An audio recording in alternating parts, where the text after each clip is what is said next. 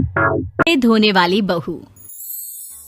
शादी के पहले से ही विभा को कपड़े धोने का बड़ा शौक था। कभी नल के नीचे तो कभी तालाब के पास। अरे मेरी नीली वाली लुंगी नहीं दिख रही है। विभा की अम्मा, कहाँ रखी है लुंगी? अरे वो तो विभा ने परसों ही धोकर रखी थी आपकी अलमारी में, देखो वहीं होगी। वो ना मैंने आज धो दी, मुझे लगा कि गंदी हो गई होगी। अरे कैसे गंदी हो गई थी? उसे तो मैंने पहना भी नहीं। हे भगवान, इस लड़की के कपड़े धोने की आदत से परेशान हो गया हूँ मैं। जितना तो घर में राशन नहीं आता, उससे कहीं ज्यादा डिटर्जेंट पाउडर का खर्चा है। इसकी शादी करवा दो, शादी जाए अपने घर में ही करे काम, फिर चाहे घर के कपड़े धोने हो या पूरे गांव के।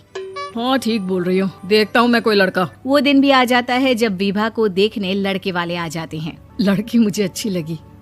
होने वाली सास कहती है, बेटी अगर कुछ पूछना है तो पूछ लो। वैसे तो हमारी लड़की बहुत ही शर्मीली है, जो बोल दो वो मान लेती है, इसे क्या पूछना होगा। अरे कैसी बात कर रही हो माँ, मुझे इन लोगों के घर रहना है, सवाल तो कई है। हाँ हाँ बेटा, पूछ लो ना, क्या पूछना है। आप लोगों के घर कपड़े कौन धोता है? सास का मुंह बन जाता है।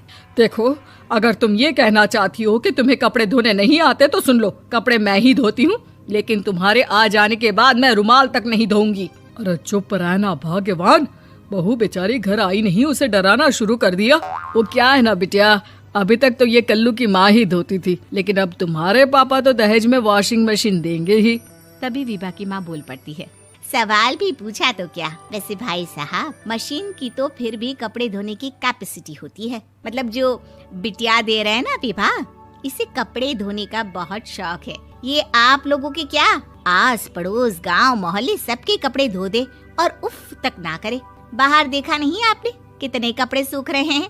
सब हमारी बिटिया ने ही तो धोए हैं। बस भी करो ना माँ, शर्म आ रही इतनी तारीफ सुनकर। और तो और एक दाग निकाल कर दिखाओ तो मान जाऊं। हाँ अच्छा, माफ करना बेटा, मैंने गलत समझा। हमें तो रिश्ता बहुत पसंद है। और ऐसे जुड़ जाता है रिश्ता कपड़े धोने का शौक रखने वाली विभा का। उसकी शादी हो जाती है कोयला फैक्ट्री में काम करने वाले कल्लू के साथ। शादी के बाद अचानक विभा चिल्लाती हुई सास के पास आती है। सासू माँ, अरे सासू माँ कहाँ है आप? ये तो धोखा है, धोखा दिया आप लोगों ने मुझे। इसे ससुर के चक्कर के बारे में पता चल गया। अरे तो उसमें तुझे क्यों धोखा मिला है? अरे नल में पानी नहीं आता, कपड़े कैसे कब धुलेंगे? अच्छा, तू पानी नहीं आ रहा उसकी बात कर रही है। तो आपने क्या सोचा? कुछ नहीं। अच्छा, तेरी माँ ने कहा था कि कपड़े धोने का शौक है तुझे, याद आया मुझे। शौक बोलकर कपड़े धोने वाले मेरे जुनून को कम ना आके सासू माँ, कपड़ा धोना मेरा गुरूर है। तभी पति भी वहाँ आ जाता है। अभी मैंने इसे सनी देओल की फिल्म दिखाई है, उसी के डायलॉग मार रही है माँ। अच्छा सुन, साफ साफ बता रही हूँ, पानी सुबह 4 से 6 और शाम को 10 से 12 आता है, समझी? विभा टाइमिंग सुनकर हैरान हो जाती है। ये क्या भूतों का मोहल्ला है? सुबह 4 बजे उठकर कौन कपड़े धोता है? 4 बजे टंकी में पानी जाता है, फिर सारा दिन धोना ना, किसने मना किया? अरे कैसी बात कर रही हैं? 200 लीटर की टंकी में कितने कपड़े धो लूंगी मैं? सुबह ही उठ जाऊंगी मैं। अब क्या था, विभा सुबह 4 से लेकर रात के 12 बजे तक कपड़े ही धोती रहती। एक रोज सास पड़ोस से निकलकर कहीं जा रही होती है कि साथ वाली कहती है, हाँ कल्लू की माँ, जरा ये बताओ कि 2 साड़ी है, 2 ब्लाउज और एक पेटीकोट और एक नाड़े वाला लंबा कच्छा। हाँ तो? अरे तो क्या, कितना लोगी धुलाई ये बताओ। धोबन दिख रहे हैं हम क्या? हमारे पति सरकारी नौकरी से अभी रिटायर हुए हैं और बेटा सुपरवाइजर है कोयला फैक्ट्री में। धोबन समझ रखा है हमें? हाय रे कल्लू की अम्मा, माफ कर दो, वो तो मोहल्ले में यही सब बता रहे थे कि तुमने बहू को कपड़ा धुलवाने के काम में लगा दिया है। सास को पड़ोसन की बात सुनकर गुस्सा आ जाता है। वो घर पहुंचती है जहां घर के बाहर ही इतने सारे कपड़े सूख रहे होते हैं जितने कि किसी धोबन के घर पर। अरे ओ कल्लू की दुल्हन, बाहर निकल। माँ जी यहीं आ जाओ, बाथरूम में चादर धो रहे हैं हम। अरे अभी हम धोते हैं, तुमको बाहर निकलो। ये आस पड़ोस वाले बोल रहे हैं कि हम बहू से कपड़े धुलवा कर उसे कपड़ा धोने वाली बना दिए हैं। अरे छोड़ो ना माँ जी, किन लोगों की बातों में आती हो?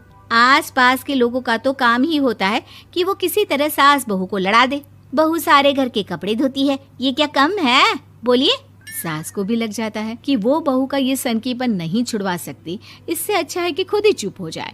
एक रोज सास और बहू मंदिर जाते हैं, जहाँ सास की साड़ी वहाँ खड़ी भीख मांगने वाली से मिलती है। माँ जी क्या बात है, आपकी साड़ी उस भिखारन से कितनी मिल रही है ना? हाँ हाँ, देखो तो दोनों की साड़ी मिल रही है। क्या बात है कल्लू की अम्मा, तुम खुद को तो अफसर की बीवी बताती हो और ऐसी सिंपल सी प्लेन साड़ी पहनकर घूमती हो। सिंपल और प्लेन नहीं है ये साड़ी। तो क्या सोने के धागे से फूल बने हैं? कुछ भी सासू माँ, कुछ भी। हाँ, बने थे इस साड़ी में सोने के धागे से फूल।